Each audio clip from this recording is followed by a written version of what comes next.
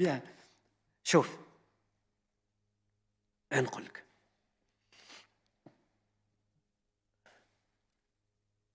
أنا كنت قلت هنا عدة مرات،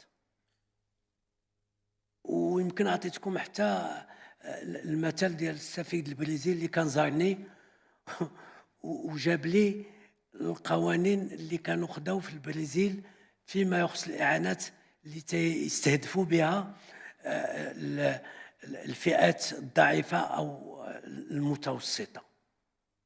وعرفتي اش قال لي؟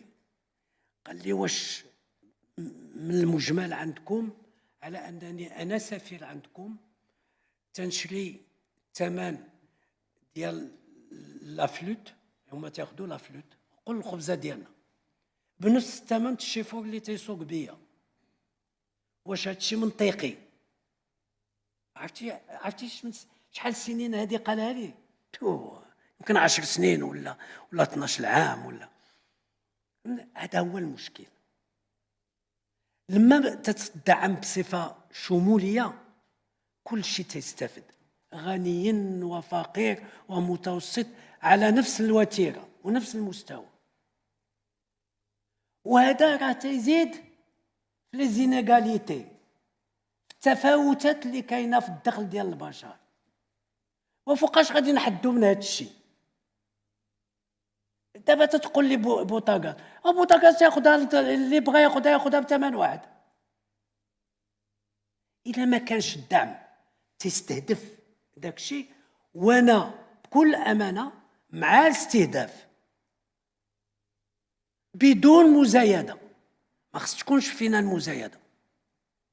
اذن داك الشيء اللي عملوا ديال الار اس يو وداك الشيء اللي عملوا ديال لو ريجيستر جينيرال دو لا بوبولاسيون باش يشوفوا شكون اللي غادي يستهدفوا الى اخره، كله في الطريق الصواب، كله. لان هذا هو اللي غادي يعطيه الهامش اللي غادي يربح باش يمكن لامو، باش يمكن له يوسعها، باش داك 22 مليون البشر اللي غادي تجي لامو واللي غادي يطلب. يا كيف نعملوا؟ كيف يعمل الحكومه؟ كيف تعمل؟ لان الا غير عطيه هذا دابا يخلص شي ما يمكنش هذا الشيء. راه غادي تمشي للتضخم وغادي تمشي. شوف دول اخرى شنو تتعيش، شو شحال الانفلاسيون فين ماشيه. لا قدر الله الا جعلنا نشوفوا داك الشيء. لا لا لا لا. شوف هذه القضيه هذه بكل امانه الاستهداف خصو يكون مضبوط، وهو اللي غادي يعطي الهامش للدوله، وهو اللي غادي يبلغ الاعانه للناس اللي يستحقوها، واللي ما يستحقهاش ما ياخذهاش.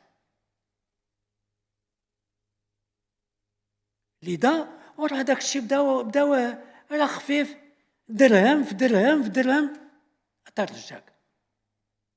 ترجعك زعما عملوا وزنوا من هنا ومن هنا باش يمكن الاشياء تمشى. الا ما عملناش هكذا راه غادي ماشي ندخلوا في واحد السيكل فيسيو، حلقه مفرغه بلا ما نستثنيو على ان يمكن يكون هذا الشيء فيه تلاعب وكذا الى اخره. خلينا من هذا الشيء. ها الناس تستعملها وهي عندها تضيعات وهي كذا شي نبقاو ماشيين في هذا الشيء. دونك انا بالنسبه لي هذه القضيه هذه واضحه. قلت لي